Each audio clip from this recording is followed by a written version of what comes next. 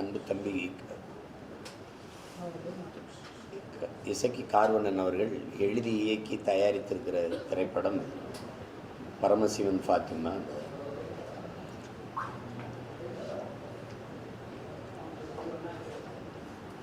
இன்னைக்கு நமக்குள்ளே இருக்கிற அந்த மதங்கள் அந்த உணர்வுங்கிறது மானுடத்தை எப்படி விளந்து பிரித்து போடுதுங்கிறதுக்கு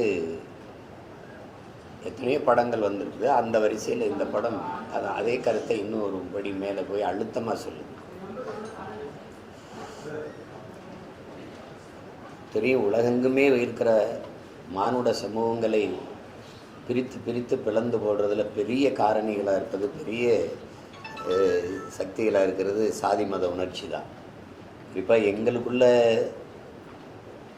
தமிழர்கள் தன்னின பகையால் தாழ்ந்து வீழ்ந்து போனோங்கிறது தான் வரலாற்று உண்மை. அதில் அது ஐயா காப்பா அரவாணன் எழுதும்போது தமிழ் பேரினம் வீழ்ந்ததுக்கு பெரிய காரணங்களாக போர்க்குணமின்மை, தன்னிடத்தில் இருப்பதை விட பிறரிடத்தில் இருப்பது உயர்ந்தது என்கிற இழி சிந்தனை, அளவுக்கு அதிகமான திரைக்கவர்ச்சி, தன்னின பகை, இதையெல்லாம் பட்டியலிடுறார். இந்த தன்னின பகையே தமிழன் பெருமைக்குரியவன், தமிழ் பெருங்குடியில் பிறந்ததுனாலேயே தமிழன் பெருமைக்குரியவன்கிறார் புரட்சிப்பாளர். அதை உணராமல் நமக்குள்ளேயே உயர்ந்தவன் தாழ்ந்தவன் என்கிற பாகுபாடு பாராட்டி ஒருவருக்கொருவர் தாழ்த்தி வீழ்த்தி எவரையும் உயர விடாமல், சமூகத்தை மேம்பட விடாமல் கீழே இழுக்கிற ஒரு பெரிய சதியாக இந்த சாதி மத சகதி இருந்தது. இப்போ உதாரணமாக சொல்லணுன்னா கன்னியாகுமரி அப்படின்னு எடுத்துக்கிட்டா பெரும்பான்மை சாதி சமூகமாக இருக்கிறது நாடாராக இருக்குது. அதை எப்படி பிளக்கிறது அப்படின்னு பார்த்தா, நீ இந்து நாடார் கிறிஸ்தவ நாடார்னு பிளந்து பிரிக்கிறாங்க. 1/2 கிலோமீட்டர் தான் இருக்கும். தள்ளி வந்தால் தூத்துக்குடி, திருநெல்வேலி, அது தம்பி ஊர். அங்கே வந்தால் பெரும்பான்மை மதமாக இந்து மதம் தான் இருக்குது. அதை எப்படி பிளந்து பிரிக்கிறதுனா, நீ தேவர், நீ தேவேந்திரர், நீ பிள்ளை, நீ கோனார், நீ நாடார், நீ முதலியார், நீ செட்டியார்னு பிளந்து பிரித்து கூறுபடும். எப்படி பார்த்தாலும் இந்த சாதி மத உணர்ச்சி நம்மளை பிளந்து பிரிக்குது. அதை இணைக்கிறதுக்கு எந்த வழியிலே அதை இணைய விடாது. அதை இணைக்கக்கூடிய இருக்கிற ஒரே இறுதி வாய்ப்பு மொழி இன உணர்வு தான். ஒரு அருவாள் கத்தி கோடாரி போல் நான் சதையை வெட்டி பிளக்கும் இந்த உணர்ச்சி. ஆனால் மொழி இன உணர்ச்சி அதை தைக்கிற நூல் ஊசி போல் அதை தைத்து இணைக்கும். அந்த உணர்வில் தான் ஒன்றிணையணுங்கிற கருத்தை ஒன்றா இருந்த ஒரு சமூகம், ஒரு குடும்பம், ஒரு ஊர் எப்படி தெரியுது இந்த உணர்ச்சிகளுக்கு ஆட்பட்டு அப்படிங்கிறது. இங்கே உங்கள் எல்லாருக்கும் தெரியும், வரலாற்று பூர்வமாக நம்ம பயணித்து பார்த்தா இந்த சமயங்கள் எல்லாம் எப்போ வந்தது, நமக்குள்ளே எப்படி வந்ததுங்கிறது தெரியும்.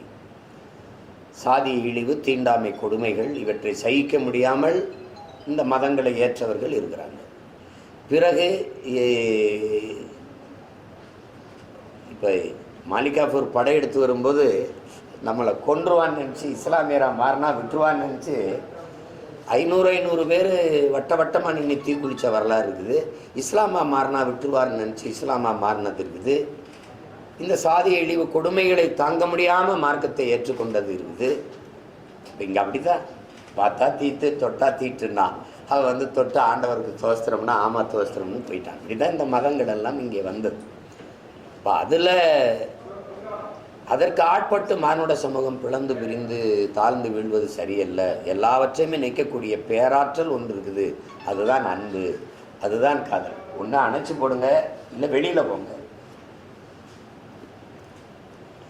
அதுதான் அன்பு, அதுதான் காதல், அதுதான் எல்லாவற்றையும் கடந்த ஒரு போற்றத்தக்க புனிதமான உணர்வு அப்படிங்கிறத படத்தில் என் தம்பி கார்வண்ணன் வலியுறுத்துகிறார். அதில் அவர் திரைக்கதை அமைச்சு கொண்டு போன விதம் ரொம்ப சுவைபட சொல்லியிருக்கார். அதை அது ஏன் நடக்குது, எப்படி நடக்குது, எதனால் இது நடந்திருக்குங்கிற அந்த தேடலை, அந்த எதிர்பார்ப்பை பார்வையாளர்களுக்கு கூட்டி கொண்டே போகிறார். பெரிய துணையாக அதில் இருந்தது என்னுடைய தம்பி ஒளிப்பதிவாளர் சுகுமார் அவர்கள். அதில் அவருக்கு அந்த பயணத்தில் இசையோடு அப்படி கூட்டிக்கிட்டு போன தம்பி தீவன் சக்கரவர்த்தி அதில் ஒரு பாடல்லையும் சிறப்பாக செஞ்சுருக்கிறாரு. அந்த பாடல்களுக்கு வரி வடிவம் கொடுத்த என்னுடைய தம்பி ஏகாதேசி, கலை இயக்கம் பண்ண என் தம்பி சமர், வீரசமர், எல்லாருமே இது சொல்லப்போனால் எங்கள் குடும்ப படம்.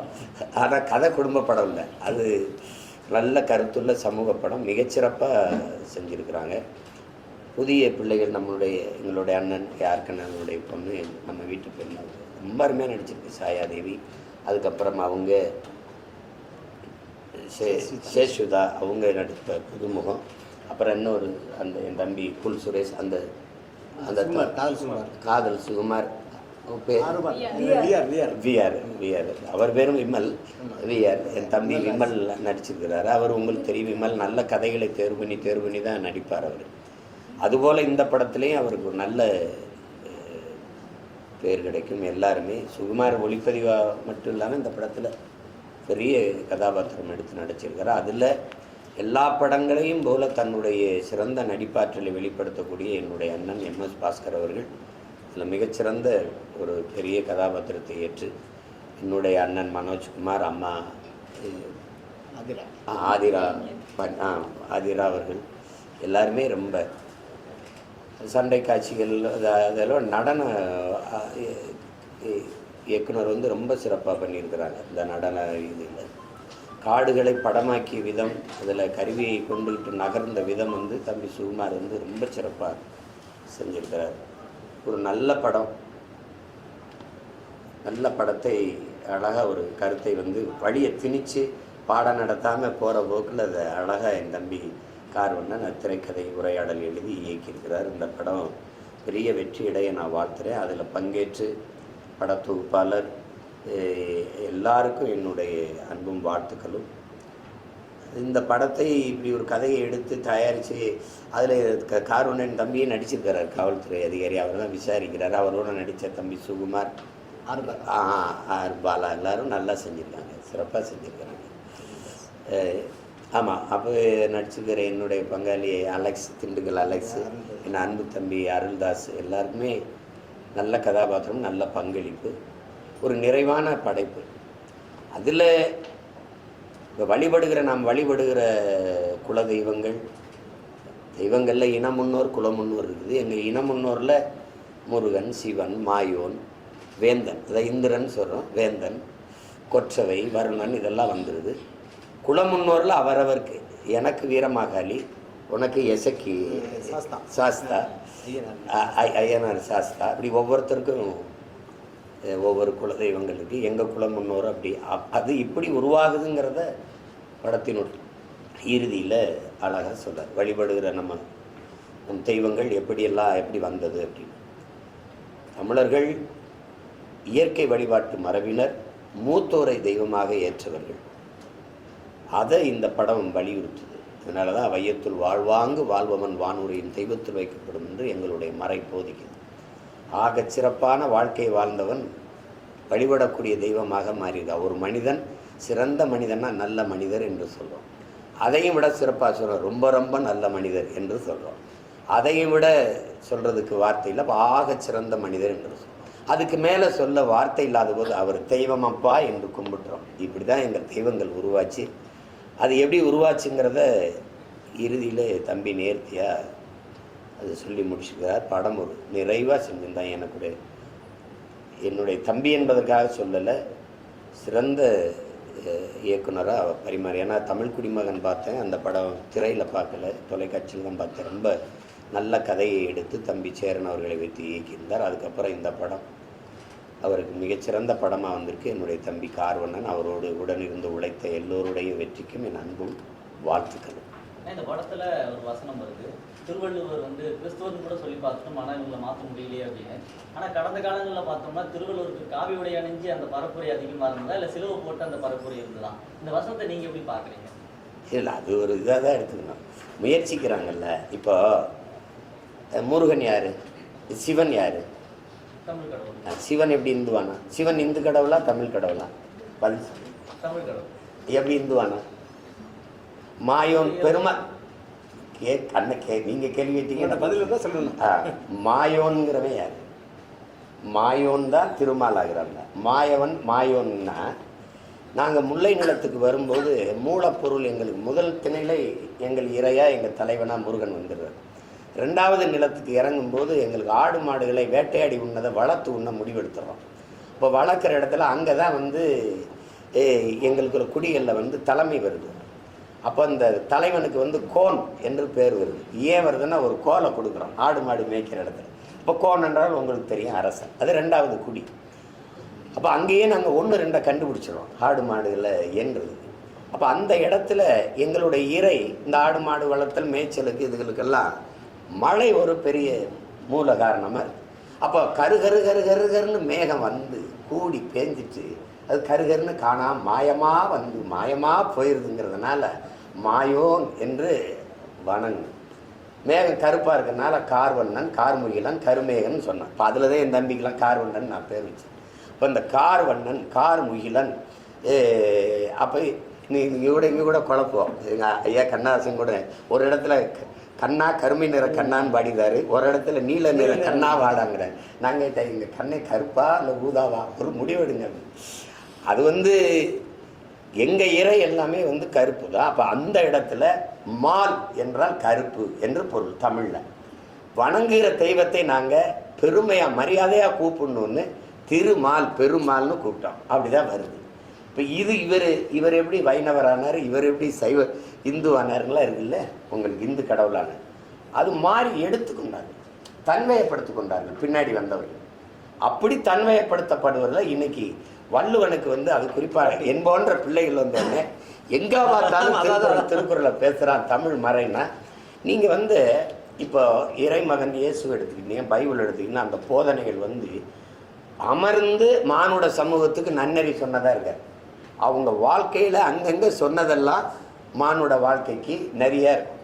நபிகள், இறை தூதர் நபிகள் நாயகம் வந்து அவங்க வாழ்ந்து காட்டியதில் இருந்த சிறந்த வாழ்க்கை முறைகள், அவர்கள் சொன்ன அந்த நல் வார்த்தைகள் இருக்குல்ல, நற்செய்திகள் எல்லாம் அது மறையாக வந்து இன்னைக்கு திருக்குறானாக இருக்குது. அப்படி தான் பகவத்கீதையிலையும் நற்செய்திகள் அப்படி தான் இருக்குது. ஆனால் மானுட வாழ்க்கைக்கு ஒரு மகன் உட்கார்ந்து ஒரு போதிச்சது இருக்குது பார்த்தீங்களா, அது உலகத்தில் திருக்குறள் மட்டும்தான். ஒரு முறை சொன்னால் பத்தாது அப்படின்னு ஒவ்வொரு கருத்தையும் 10 முறை சொல்லி ஒரு அதிகாரத்துக்கு 10 பாக்களை பாடிய ஒருத்தர் வந்து அப்படி தான். அவன் வந்து இப்போ உழவுன்னு எடுத்துக்கிட்டா உழுதுண்டு வாழ்வாரை வாழ்வார் மற்றெல்லாம் தொழுதுண்டு பின் செல்பவர். போதும்ல, ஒரு தடவை சொல்லிட்டார்ல, சரி இன்னொரு தடவை உழுவார் உலகிற்கானே அட்டாற்றாது எழுவாரே எல்லாம் பொறுத்து போக வேண்டியதானே. 10 தடவை சொல்கிறாப்ல. உழவினார் கைமடங்கின் இல்லை விளைவதும் விட்டேம் என்பார்க்கும் நிலை இருந்தோம்பி இல்வாழ்வதெல்லாம் விருந்தோம்பி வேளாண்மை செய்தல் பொருட்டு பாடிட்டே இருக்கு. அப்படி 10 முறை பாடுறாப்ல. அப்போ ஒவ்வொன்றையும் 10 முறை வலியுறுத்தி அரசாட்சினா முறை செய்து காப்பாற்றும் மன்னவன் மக்களுக்கு இறை என்று வைக்கப்படும் மணிநீரும் மண்ணும் மலையும் அணிநிலர் காடும் உடையது அரண். பிறகு அஞ்சாமை அறிவு ஊக்கம் ஈகை இந்நான்கும் எஞ்சாமை வேந்தற்கு அழகு. இப்படியே பாடிட்டு வர்றது. அந்த மறையின் சிறப்பை நாங்கள் எடுத்து போகும்போது இவனை விடக்கூடாது, இவனை நம்மாலாக்கணுங்களா. ஒருத்தர் காவியை போடுறது, ஒருத்தர் கருப்பை போடுறது, புரியுதுன்னு நினைக்கிறேன். அவன் என்ன போட்டாலும் அவன் தமிழன், தமிழின மூதாதை, தமிழ் மறையுங்கிறத ஒன்றும் மறைக்க முடியாது. அதில் அவர் ஒரு இதுக்கு சொல்கிறார், போட்டு பார்த்தா மாற்ற முடியல அப்படின்னு. பல இடங்களில் வந்து கிறிஸ்தவ மதத்தை வந்து இந்த படம் வந்து விமர்சனம் பண்ணுறது, இழிவுபடுத்துன்னு சொல்லி சில கிறிஸ்தவ அமைப்புகள் வந்து எதிர்ப்பு தெரிவிக்கிறாங்க. நீங்கள் படம் பார்த்தீங்க, அந்த மாதிரியான காட்சிகள் என்ன சொல்லுவாங்க? அப்படிலாம் இல்லை, அப்படிலாம் யார் மனதையும் புண்படுத்தக்கூடிய நோக்கம் வந்து எங்களில் யாருக்கும் இல்லை. அது குறிப்பாக என் தம்பிக்கு எப்படி இருக்கும், அப்படி அவர் இருந்தால் எடுன்னு சொல்லிடுறேன். அப்படி இருந்தால் அவனே எடுக்க மாட்டான். அது சும்மா இருக்கிற இன்னைக்கு இருக்கிற புழக்கத்தில் இருக்கிறத நீங்கள் நாங்கள் புண்படுத்துகிறோம். அதெல்லாம் ஒன்றும் இல்லையா, அதெல்லாம் இப்போ அது படி மாறி இருக்குது இல்லை. மாறிக்கும் மேரிக்கு என்ன வித்தியாசம் இல்லைங்க. கிறிஸ்தவத்துலேயும் ஃபாத்திமா இருக்குது, இஸ்லாத்துலேயும் ஃபாத்திமா இருக்குது. அங்கே உங்களுக்கு புரியுதுன்னு நினைக்கிறேன். இங்கே இப்ராஹிம், இங்கே ஆப்ரஹாம், உங்களுக்கு விளங்குதுன்னு நினைக்கிறேன். ஒரே தாய் வீகத்தில் வந்து பிறந்தர்களா அப்போ இல்லையா. அதில் வந்து இஸ்லாத்தை தழுவியர்கள் இருக்கிறாங்க, சிலர் யூத மதத்தில் அப்படியே இருந்தவங்க இருக்கிறாங்க, கிறிஸ்தவத்தை ஏற்றுக்கொண்டவங்க இருக்கிறாங்க. ஆனால் எல்லோரும் ஒரு தாய் பிள்ளைகள், ஒரு அப்பனின் பிள்ளைகள் தான். அப்படி தான் வரலாறு சொல்லு. இப்போ அந்த மாதிரி தான் எங்கள் அப்பா நம்மாழ்வார் வந்து ஜெர்மனுக்கு போகிறாங்க. ஏன் போனாங்க? வேப்ப மரத்தை, வேப்ப விதையெல்லாம், வேப்ப மரத்தை அவன் வாங்கிட்டான், காப்பீட்டு உரிமையை. என்ன பண்ணுறது தெரியல. அந்த மனுஷன் 2 நண்பர்களை கூட்டிகிட்டு போயிட்டாப்ல. போய் அங்கே நடக்கிற அந்த விவாதத்தில் போய் பங்கேற்று இருக்கும்போது வெளியில் எல்லாரும் உள்ளே போகும்போது வேப்பங்குச்சி வச்சு பல் விளக்கிட்டு இருந்தோடனே என்ன பண்ணிகிட்டு இருக்கேன் அப்படின்னு ஒரு வேலைக்காரங்க, நான் பல் விளக்கிட்டு இருக்கேன் அப்படின்னு. எங்கே ப்ரெஸ்ஸு பேசிட்டேங்க இன்சைடு த ப்ரெஸ் அப்படின்னு. அது எங்கள் அப்பா நல்லா பேசி கேட்டாங்க. வேலைக்கு தூக்கி போட்டியோ எங்கள் எதிராக அது நீங்கள் என்னடா எடுத்துகிட்டு வந்து வச்சுக்கிட்டீங்க, நீங்கள்லாம் உங்களுக்கு மேரியம்மா மாதிரி எங்களுக்கு மாரியம்மாப்பா, நாங்கள் எங்களுக்கு இதை கட்டித்தான் நாங்கள் சாமி கும்பிடுவோம், எங்களுக்கு அம்மைன்னு நோய் வந்தால் அந்த வேப்ப மர இலையை கட்டுவோம் தீர்ந்து போயிடும், அதனால் தயவு செய்து இது எங்களுக்கே கொடுத்துருங்கன்னு டேக்கிட்டுன்னு கொடுத்துட்டான். அப்படி அந்த காப்பீட்டு உரிமையை நமக்கு திருப்பி கொண்டு வந்தது எங்கள் அப்பா சொன்னது தான், உங்களுக்கு மேரியம்மா எங்களுக்கு மாரியம்மான்னு.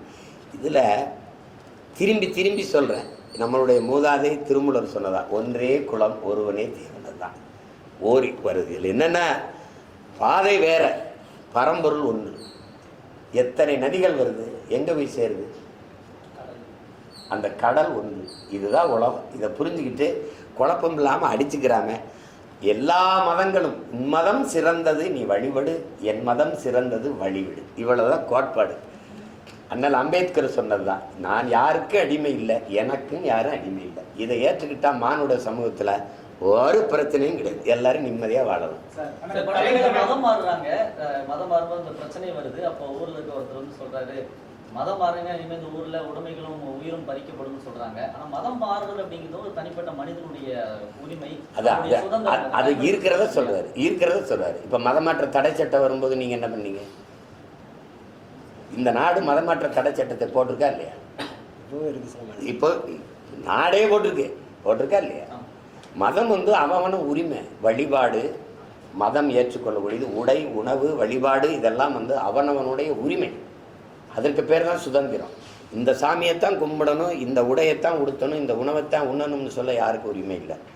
அது மாதிரி அவர் சொல்றாரு, அவர் அந்த கருத்தை அப்படி ஒரு கருத்து இருந்தது, அதை சொல்றாரு. மண் சார்ந்த வாழ சொல்லுங்க.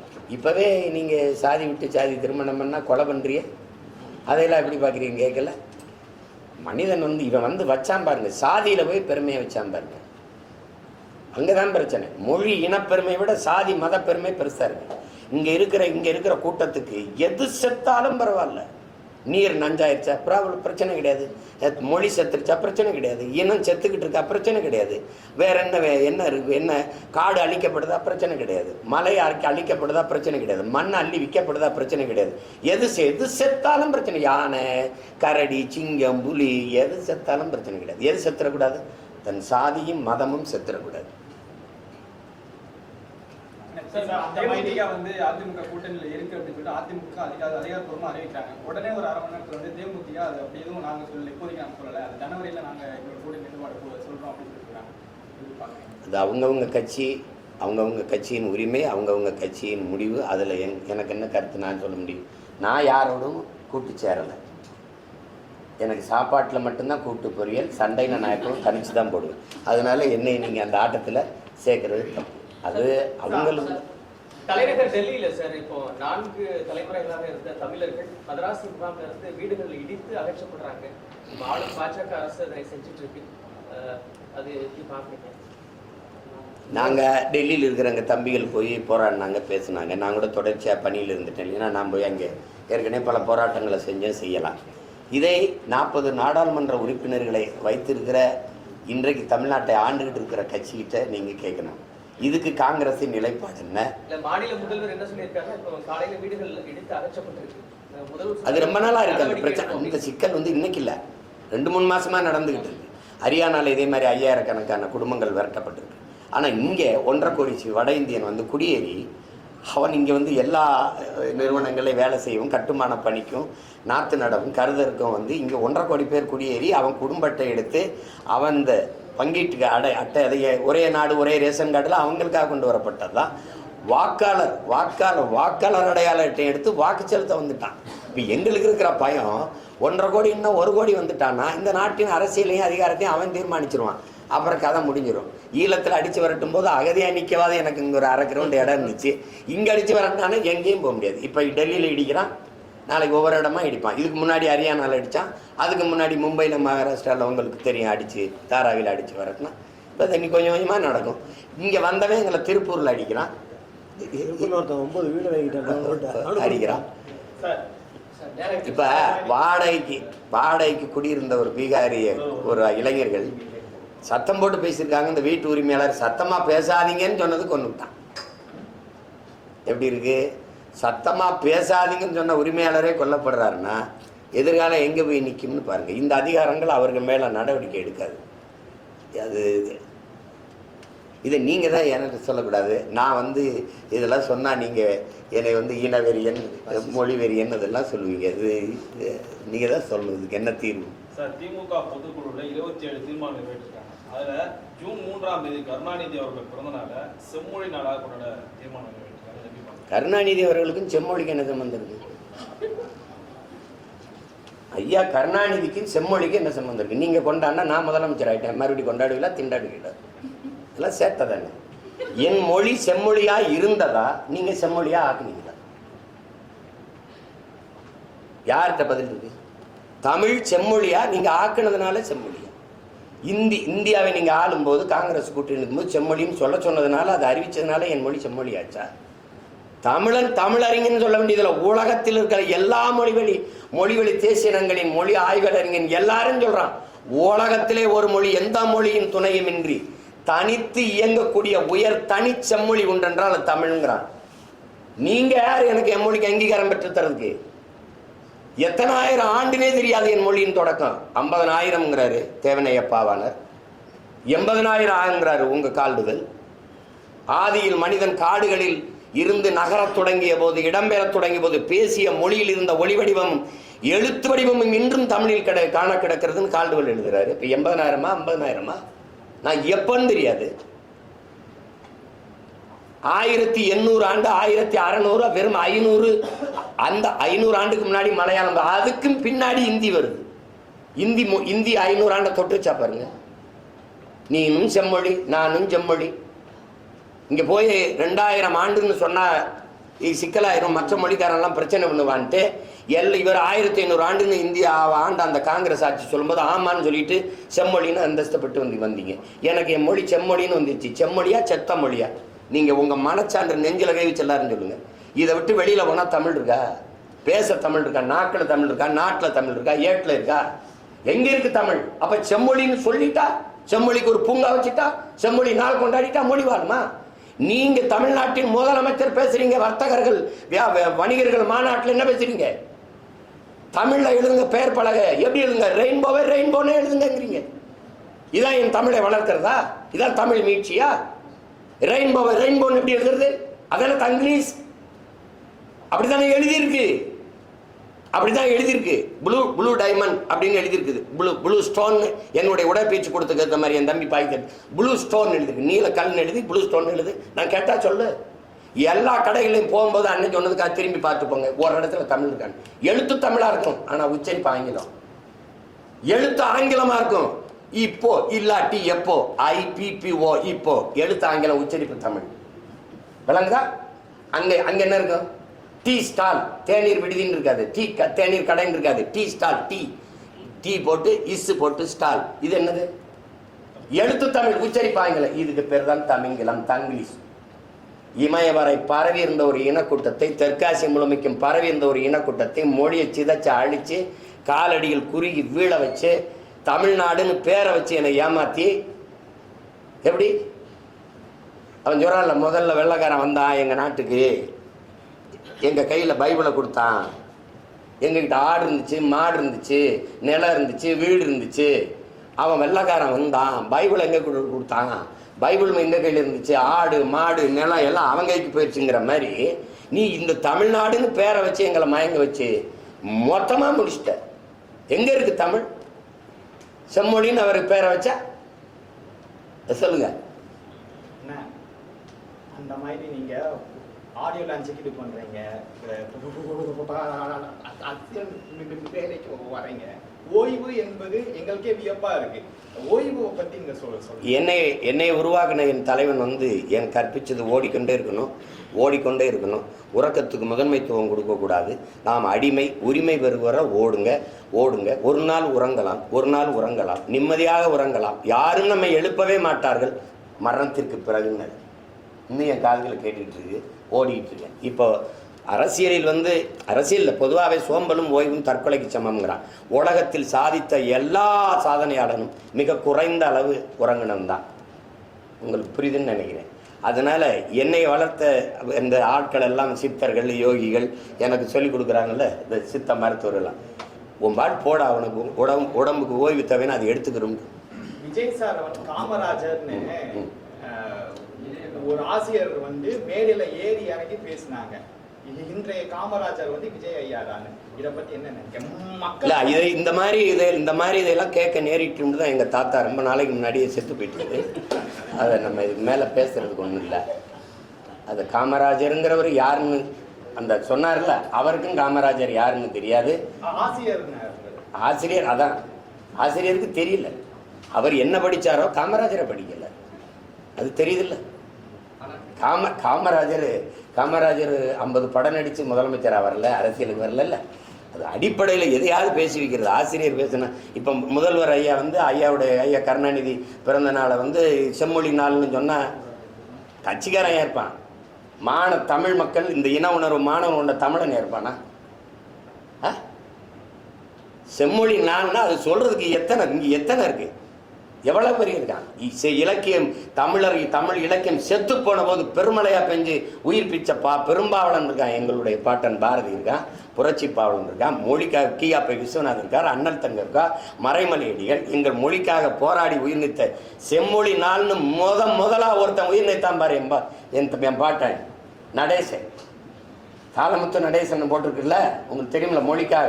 மொழிக்காக முதல் உயிர் நீத்த அந்த நடேசனார், அவர் நடராஜன், தாளமுத்து நடராஜன். அந்த நடராஜன் என்னைக்கு இறந்தானோ அந்த நாளதான் செம்மொழி நாளா வைக்கணும். அதான் நடக்கும். இப்ப ஆசைக்கு அறிவிச்சு பார்த்துட்டு போக வேண்டியதுதான். வேற டேரக்டர் பேசுறீங்க, கேளுங்க. படத்துல வந்து பல இடங்களில் மத மாற்றம் சொல்லி பல விமர்சனம் பண்ணீங்க. கடைசியில குலதெய்வ வழிபாடுன்னு சொல்லி ஒரு ஜஸ்டிபிகேஷன் கொடுக்குற மாதிரி இருக்கு. மண் சார்ந்து வாழ சொல்றோம். அவர் இது கற்பனையில் இல்லை. இப்படி இருந்து கடைசியா இந்த குலதெய்வ வழிபாடுகள் எப்படி வருது அப்படிங்கிறத சொல்றாரு. இப்போ என்னுடைய குலதெய்வம் எங்களுடைய பாட்டி காளி, வீரமாகாளின்னு. இப்போ என்னோட கொல்லங்குடி காளின்னு எப்படி குலதெய்வம் வருதுன்னா, எங்களுடைய வீர பெரும்பாட்டியார் வேலுநாச்சியார் வந்து எங்கள் பாட்டனார் முத்துவடுக தேவரை வந்து இவன் வெள்ளைக்காரன் கொன்று கிடக்கும்போது கை குழந்தைய வச்சுக்கிட்டு எங்கள் பாட்டி இருக்குது, 5 சின்ன வயசு குழந்தை, வெள்ளச்சியை தூக்கிக்கிட்டு போகும்போது எங்கள் பாட்டைங்க 2 பேரும் தளபதியாக இருந்த மருது பாண்டியர் போகக்கூடாது, அவன் எப்படி பார்த்தாலும் நீங்கள் வருவீங்கன்னு தெரியும், சுற்றி வளைச்சிருவான்னு சொல்லி ராணியை காப்பாற்ற எங்கள் பாட்டிங்க தளபதியாக இருந்து தடுக்கிறாங்க. ஆனாலும் அது மாறுபடம் போட்டு எங்கள் பாட்டி குழந்தைய இடுப்பை தூக்கிட்டு கிளம்புது. போகும்போது வந்தது வேலுநாச்சியார்னு தெரிஞ்சிருது. அவனுக்கு தெரியாமல் எப்படி இருப்பான். அவன் சுற்றி வளைக்கும் போது குதிரையில் ஏறி தப்பிச்சு காட்டுக்குள்ளே ஓடுது எங்கள் பாட்டி. ஓடும்போது அங்கே ஆடு மேய்ச்சிக்கிட்டு ஒருத்தி நிற்கிறா. அந்த பொம்பளை உடையான்னு ஒரு பெண்.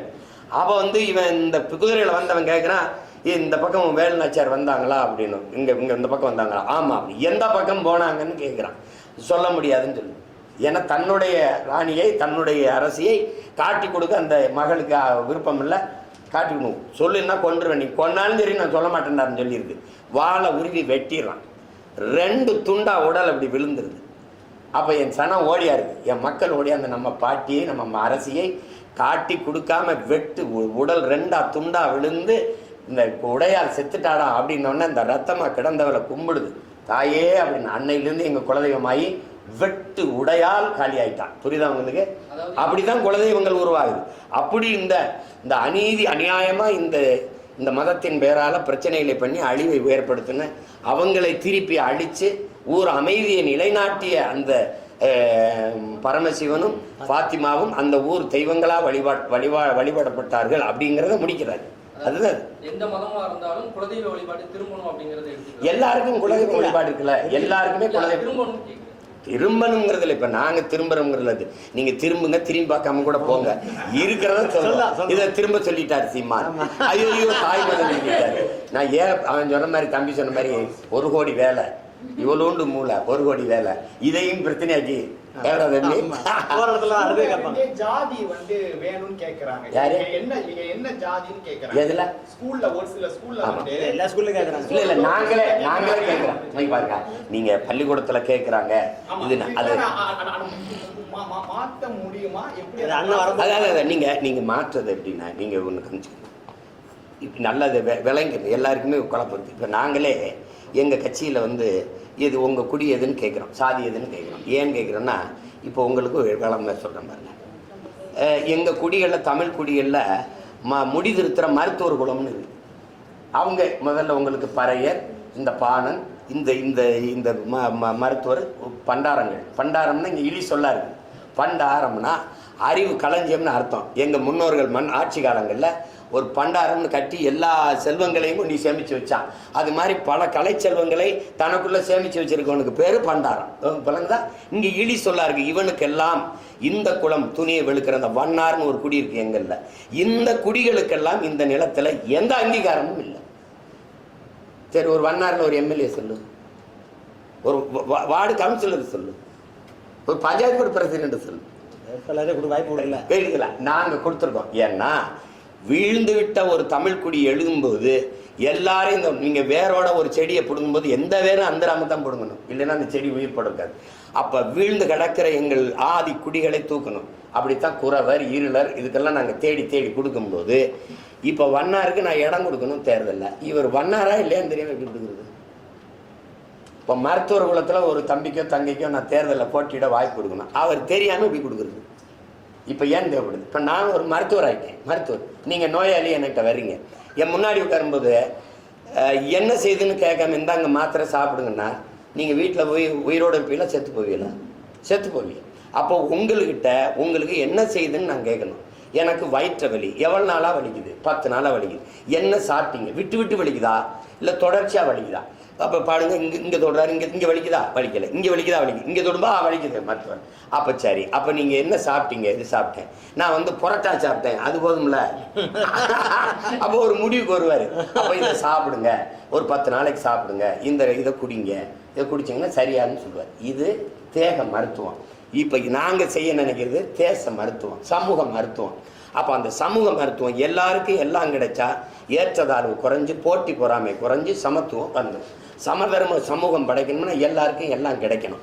அப்படின்னா குடிகளை பார்க்கணும். இவன் ரொம்ப நாளாக கீழே கிடக்கிறான், இவனுக்கு தூக்குடா, இவனை மேலே தூக்கி விடுறான். விளங்குதா? இவன் ஓரளவு பரவாயில்ல. அதான் பிசி, எம்பிசி, எஸ்சி, எஸ்டி இப்படி வர்றதில்ல. இதுதான் இதில் வந்து நீங்கள் பிற்படுத்தப்பட்டோர், மிகவும் பிற்படுத்தப்பட்டோர், தாழ்த்தப்பட்டோர்லாம் வர்றது காரணம் அதுதான். இப்போ அதனால அதை வந்து பள்ளிக்கூடத்தில் கேட்குறாங்க, சான்றிதழில் குறிக்கிறாங்கங்கிறத நீங்கள் ஏன்னா வகுப்பு வாரி பிரதிநிதித்துவம் அதை பங்கீடுன்னு புரியுதா உங்களுக்கு? அதுக்காக தான் அதை கேட்குறாங்க. அது ஒரு பெரிய குற்றமாக அது சான்றிதழோடு விட்டுட்டீங்கன்னா சண்டை இல்லை. புரியுதா? அதான் அதை சபைக்கு எடுத்துக்கிட்டு வந்தீங்கன்னா சண்டை. அதனால் அதை போய் ஒரு குறையா நினச்சிக்கிட்டு அதில் எப்படி சாதியை ஒழிக்க சொல்கிறாங்க, அப்படி சாதியை ஒழிக்க இருக்கிற கடைசி நோயை ஒழிக்கிறதுக்கு இருக்கிற ஒரு மருந்து இருக்குல்ல, அந்த மருந்து தான் இது. அதனால் ஒரு சமத்துவ சமூகம் படைக்க இருக்கிற கடைசி வாய்ப்பு அதே சாதி சனியன் தான். அதை வச்சு தான் அதை ஒழிக்கணும். அதுக்கு நீங்கள் அதை ஒரு தவறாக நினைக்காம விடுங்க.